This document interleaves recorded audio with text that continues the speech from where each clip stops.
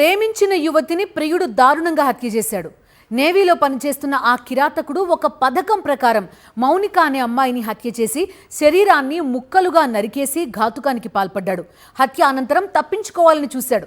కానీ అది కుదరకపోవడంతో తానే హత్య చేశానని చెప్తూ పోలీసులకు లొంగిపోయాడు. విశాఖ జిల్లా గాజువాకలో నివాసం ఉంటున్న నేవీ ఉద్యోగి రవీంద్రకు తాటిచెట్లపాలెం ప్రాంతానికి చెందిన మౌనికకు గత కొన్నేళ్లుగా పరిచయం. కోవిడ్ సమయంలో వీరి పరిచయం ప్రేమగా మారి ఆ తర్వాత బ్రేకప్ అయినట్టు రవీంద్ర చెబుతున్నాడు. అప్పటి నుంచి అనేక సందర్భాల్లో ఇద్దరికి మధ్య వివాదాలు పుట్టుకొచ్చాయని, ఆమె డబ్బు కోసం తనను వేధిస్తుందనే అందుకే హతమార్చానని, మృతదేహాన్ని భాగాలుగా కోసేశానని పోలీసులకు చెప్పాడు హంతకుడు రవీంద్ర. ఇండియన్ నేవీలో ఎయిర్ క్రాఫ్ట్ టెక్నీషియన్ గా పనిచేస్తున్న రవీంద్రకు పెళ్లై ఒక పాప కూడా ఉన్నట్టు తెలుస్తోంది. అతనికి మౌనికకు చాలా కాలంగా పరిచయం ఉందని తెలుస్తోంది.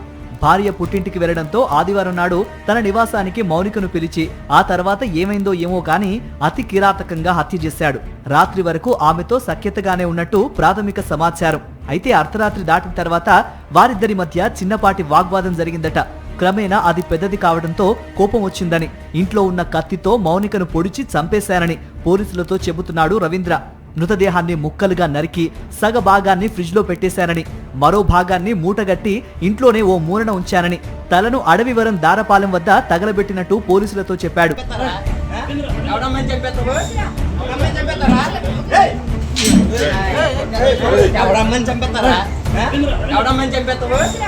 రవీంద్ర వర్షన్ ఇలా ఉంటే మౌనిక కుటుంబ సభ్యులు మాత్రం తమ కుమార్తెకు రవీంద్రతో ప్రేమ పరిచయం లేదని, ట్రాప్ చేసి పథకం ప్రకారమే హత్య చేశాడని ఆరోపిస్తున్నారు. పాపను భవిష్యత్తు తీసాడు, జీవితం తీసాడు. ఇలాగే ఎంతమంది ఆడపిల్లల జీవితం తీసాడు. ఇదే వదిలేస్తారు, మళ్ళీ అదే చేస్తారు. జీవితాంతం ఉరిశిక్ష పడిపోవాలి. అలాంటి శిక్ష కావాలి.